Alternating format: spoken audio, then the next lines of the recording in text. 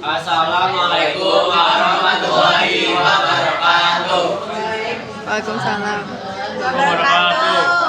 Saya Muhammad Rakasani Rizky sebagai moderator dari kelompok Planet Dalam untuk kelompok menemukan bumi skala waktu di biologi. Dan selanjutnya akan diperkenalkan oleh Jasmine. Oke, halo Mas Salman dan juga teman-teman semua. Kami dari kelas 510-7 akan memperkenalkan diri sebelum presentasi mulai dari saya Jasmine Adiades, saya Pen Aruna, saya Ciara. Kalau sama saya Kakak, nama saya Alvina. Oke, itu dia anggota kelompok dari 5. Selanjutnya kami akan memulai presentasi. Oke, jadi bumi kita ini mulai terbentuk dari 4,6 miliar tahun lalu. Tapi nggak serta-merta muncul jadi planet aja gitu enggak. Tapi berdasarkan teori Big Bang yang dimana tadinya alam semesta itu satu kesatuan, lalu mulai meledak dan bentuk gas-gas seperti gas-gas, terus juga debu-debu yang awalnya itu membentuk matahari. Lalu bumi itu terbentuk dari akresi debu dan juga gas-gas sisa pembentukan matahari. Nah, materi-materi ini itu saling bertabrakan di angkasa sehingga nantinya dia membentuk satuan planet padat yang hingga saat ini menjadi planet bumi. Lalu 100 juta tahun setelah pembentukan bumi menjadi planet padat, saat itu bumi muda itu bertabrakan dengan sebuah objek langit yang seukuran planet Earth bernama Theia. Objek ini itu menabrak bumi sehingga materi-materi yang ada di bumi itu seperti gas, debu, dan lapisan bumi itu mulai berhamburan ke angkasa, tersebar. Lalu materi-materi ini mulai saling bertabrakan sehingga membentuk satu objek bulan, satu objek bernama bulan yang nantinya hingga saat ini itu menjadi satelit alami bumi. Oke, selanjutnya itu ada zaman Arkeozoikum. Zaman Arkeozoikum. Nah, pada zaman Arkeozoikum ini bumi itu masih sangat panas, suhunya itu sangat panas. Jadi nggak memungkinkan untuk suatu organisme atau suatu kehidupan itu menjalani sebuah kehidupan lah di bumi. Jadi saat itu kerak bumi itu mulai terbentuk ketika permukaan bumi itu mulai memadat.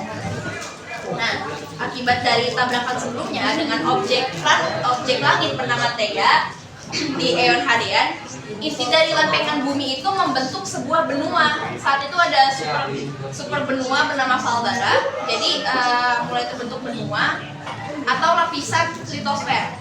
Dan juga di lapisan litosfer itu sudah terbentuk gunung-gunung, dan saat itu karena bumi itu 3 kali lipat lebih panas dari saat ini, maka aktivitas vulkanik dan tektoniknya juga lebih aktif, sehingga saat itu gunung-gunung berapi itu sangat aktif dalam melakukan aktivitas vulkanik dan sehingga banyak letusan saat itu, dan letusan ini menyebabkan asap kebulan yang tebal dan menutupi seluruh lapisan langit bumi dan menghalangi sinar matahari untuk masuk ke bumi, sehingga saat itu kondisi bumi yang masih belum stabil itu mulai mendingin karena lapisan langitnya itu tertutup oleh asap dan juga mulai membeku. Seluruh lapisan permukaan di bumi itu membeku, sehingga lambat laut ketika mulai turun naik lagi suhunya itu mulai mencair esnya dan membentuk sebuah lapisan bernama lapisan hidrosfer atau lapisan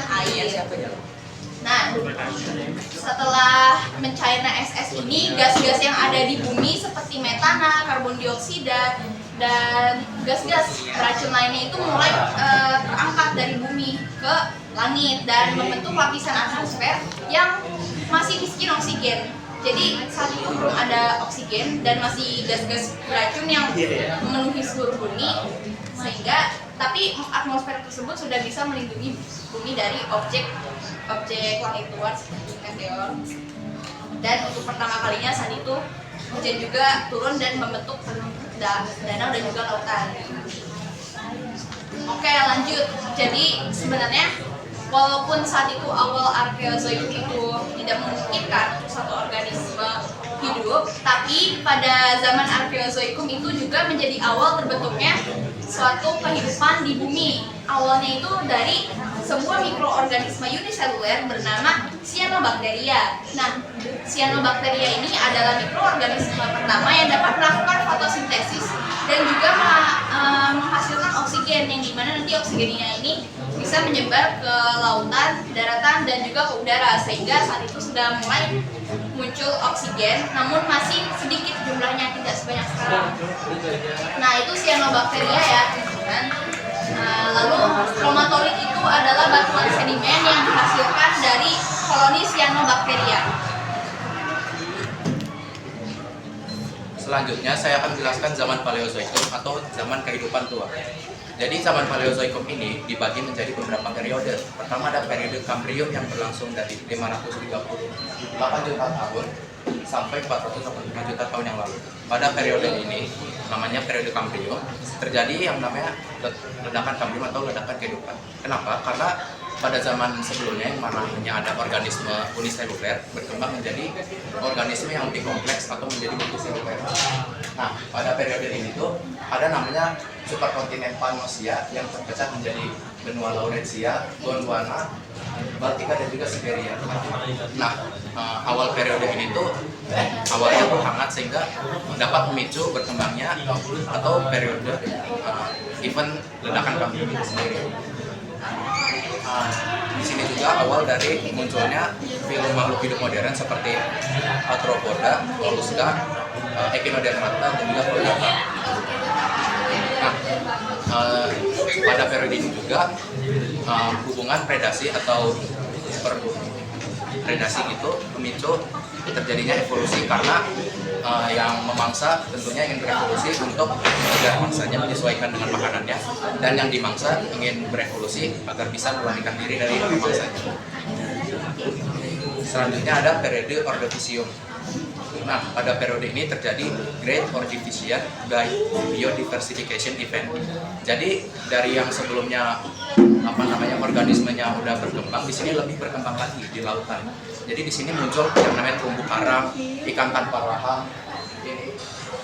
Terus ada koloni hewan kecil yang mengambang di lautan atau yang kemudian bakal menjadi plankton.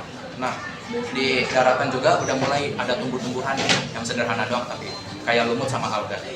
Nah, iklim di periode Ordovicium ini awalnya tuh hangat, cuman di akhir periode ini benua Gondwana bergerak ke arah kutub selatan yang menyebabkan zaman es. Selanjutnya ada periode Silur. Nah, tadi benua-benua Pannosia yang udah terpecah, ada yang mulai bergerak kembali untuk menyatu, yaitu benua Laurensia, Baltika dan Avalonia yang mulai bentuk mendekat menjadi yang nantinya bakal menjadi Euramerika. Selain itu, tumbuhan yang tadinya cuma lumut sama alga yang ada di daratan udah mulai berkembang juga, bukan cuma hewan-hewannya yang berkembang, tapi tumbuhannya juga. Itu contoh tumbuhannya ya. Jadi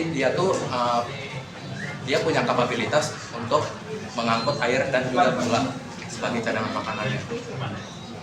Habis itu, kenapa bisa terjadi berkembangnya organisme di periode ini, karena pada zaman Ordovicium itu es-esnya mulai mencair dan menciptakan lebih banyak habitat untuk makhluk laut.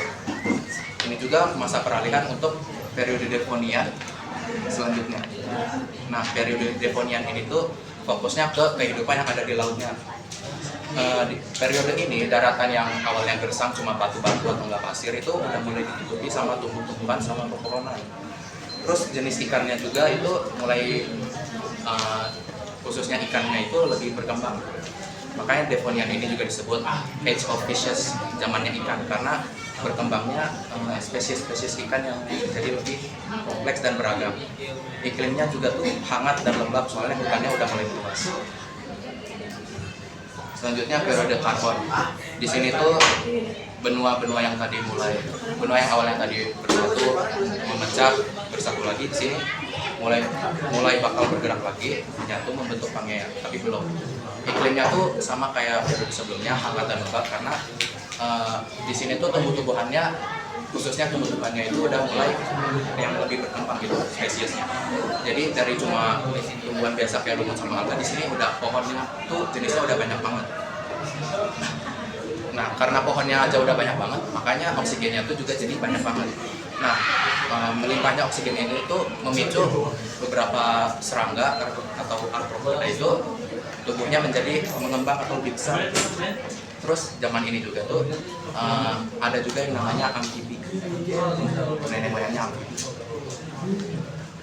Terakhir ada periode Permian. Ini tuh periode akhirnya dari zaman Paleozoikum. Periode ini tuh Pangea tuh udah mulai terbentuk sempurna, udah mulai nyatu lagi gitu. Nah, tapi pada periode ini tuh hutan yang ada pada periode sebelumnya tuh udah mulai punah. Jadinya udah di benuanya tuh menyatu ya. Jadi yang tengahnya tuh nggak kebagian apa namanya, nggak kebagian air lautnya. Terus gak ada hutan gitu. Jadi di sini tuh panas banget. Terus di laut tuh Brachiopoda sama Ammonite. Brachiopoda tuh kayak kerang, Ammonite tuh kayak cumi-cumi gitu ya. Mereka tuh jadi penghuni utama laut. Dan di sini ikan hiu dan ikan-ikan bertulang pun mulai berkembang. Selanjutnya adalah zaman Mesozoikum yang terjadi sekitar 253 sampai 65 juta tahun yang lalu. Nah, jadi zaman Mesozoikum ini dikenal sebagai zaman reptil karena bumi didominasi oleh dinosaurus dan hewan-hewan reptil lainnya pada masa itu.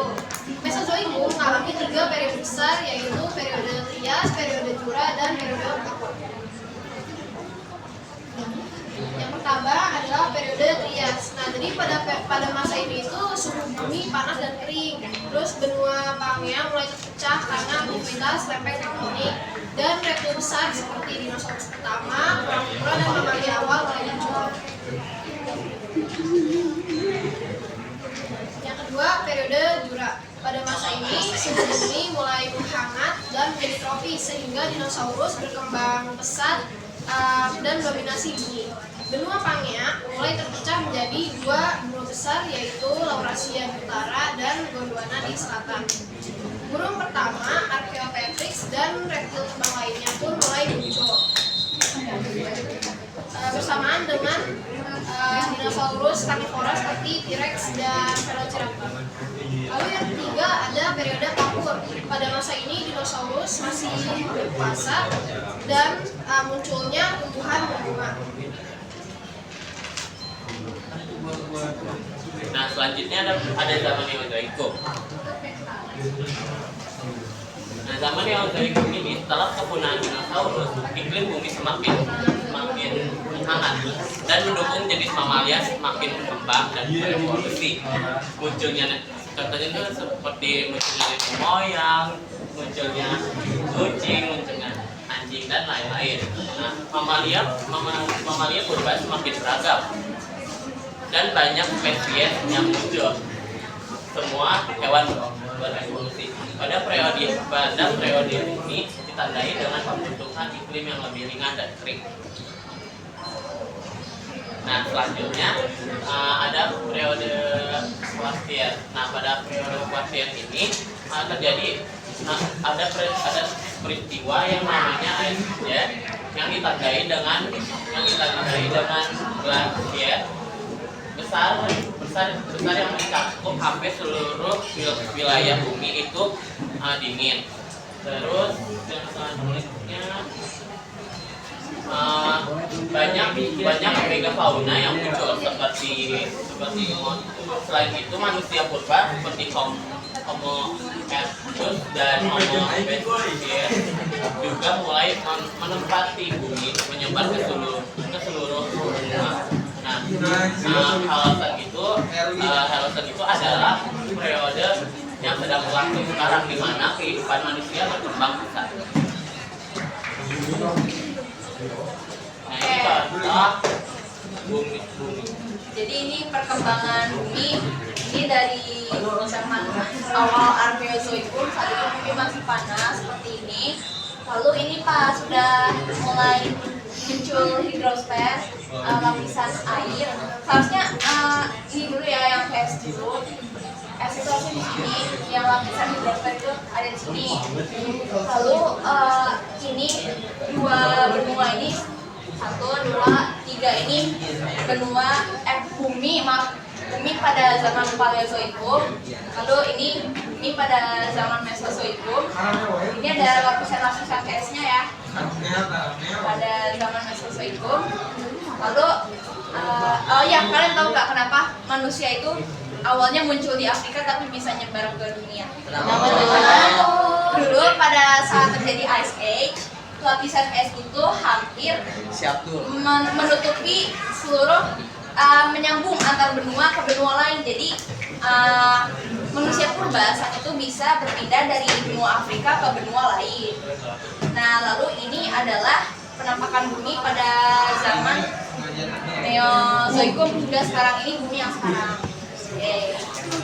Nah, setelah itu sebenarnya bumi juga sudah mengalami beberapa kepunahan massal yang nantinya itu akan dijelaskan oleh Ken, Audrey, dan juga Rifki.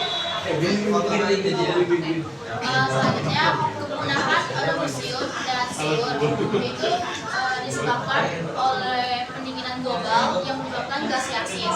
Nah, perubahan lapisan es besar dan penurunan permukaan laut yang drastis. Nah, hal ini menghancurkan habitat spesies laut yang hidup di perairan dangkal yang hangat. Nah, yang punah itu cuma 85% dari semua spesies laut. Jadi semua spesies laut seperti karang dan brachiopoda. Yang kemudian diikuti dengan pemulihan ekologi yang membuka jalan bagi kehidupan darat.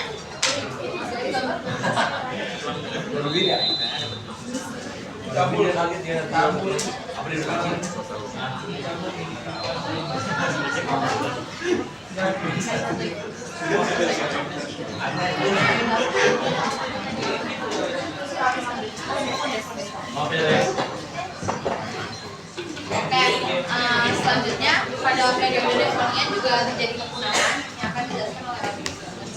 Lalu kepunahan Devon akhir terjadi sekitar 375 hingga 349 juta tahun yang lalu, menyebabkan hilangnya 75% makhluk hidup, terutama di laut. Seperti terumbu karang dan teporoid. Disebabkan oleh kombinasi faktor seperti peningkatan oksigen global, peningkatan aktivitas tektonik lempeng, perubahan di permukaan laut dan perubahan iklim. Lalu kepunahan massal Permian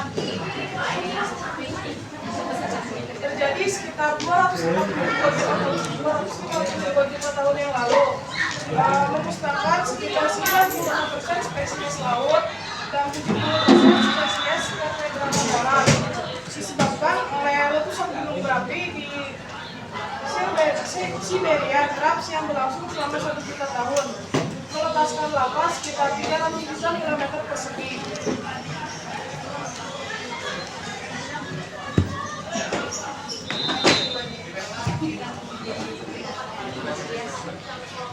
Lagi dari sini.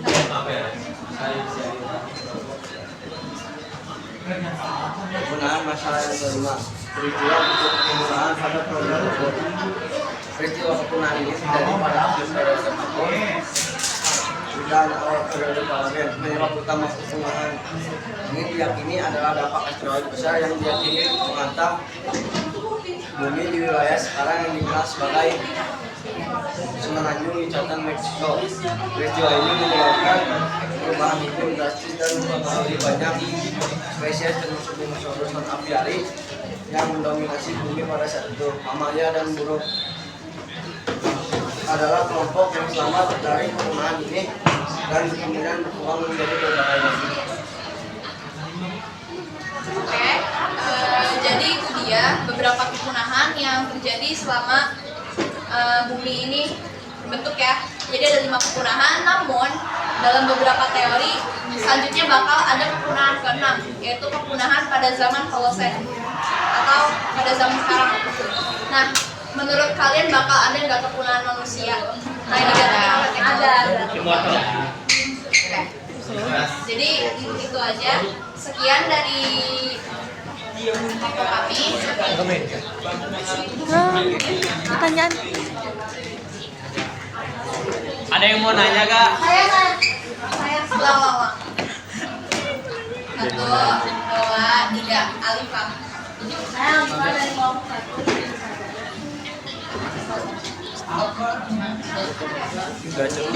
Kan di zaman kesenian itu tuh kayak banyak yang menjadikan revolusi sama karena meningkatkan karakternya. Nah, menurut kalian semua itu tuh lebih ke banyak yang berevolusi ataupun si ikan kenapa? Pada zaman Devonian itu terjadi di Devonian ini ada kepunahan, tapi ada evolusi hewan-hewannya juga kan. Nah, itu lebih banyak kepunahan yang punahnya atau yang berevolusi?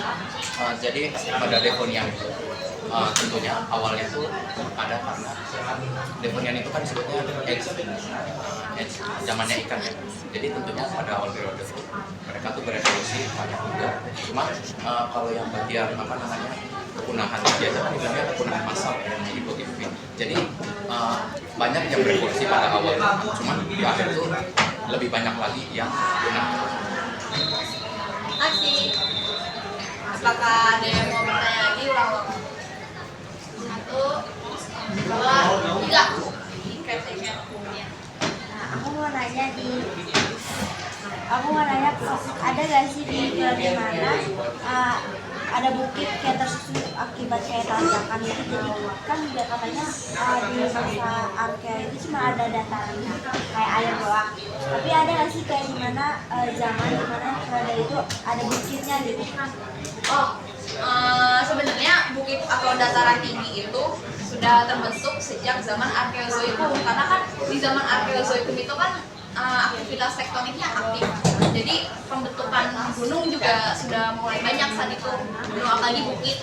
Jadi sebenarnya untuk pembentukan bukit atau dataran tinggi lah ya, seperti gunung, bukit, itu sebenarnya udah ada dari zaman Arkeozoikum, tapi emang masih belum tinggi banget, tapi dia sudah bisa melakukan aktivitas vulkanik.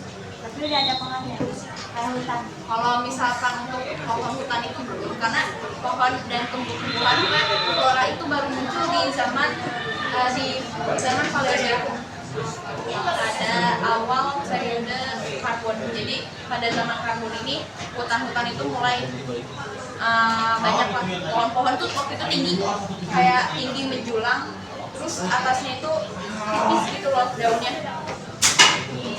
Jadi nggak boleh kayak. Apakah ada yang mau bertanya lagi? Ulang. 1, 2, 3.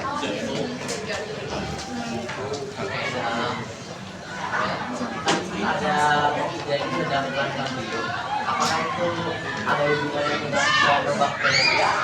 Contohnya kayak itu dari cyanobacteria atau bukan? Dan kalau misalnya bukan, itu kita akan menunjukkan dari mana? Apa penyebabnya? Oke, jadi sebenarnya cyanobacteria ini cuma satu kesatuan mikroorganisme uniseluler dan sampai sekarang tuh masih ada. Jadi cyanobacteria ini mikroorganisme yang bisa hidup di lingkungan biasa sampai ekstrim. Kayak biasanya pas di zaman Arkeozoikum dia hidupnya di lapisan-lapisan air, di air.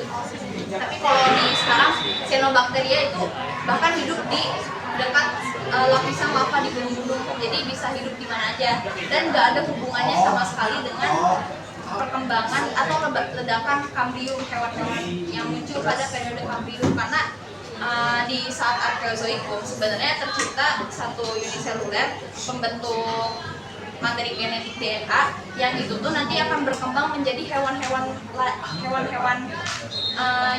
multiseluler seperti di Kambrium. Jadi cyanobacteria itu ada hubungannya?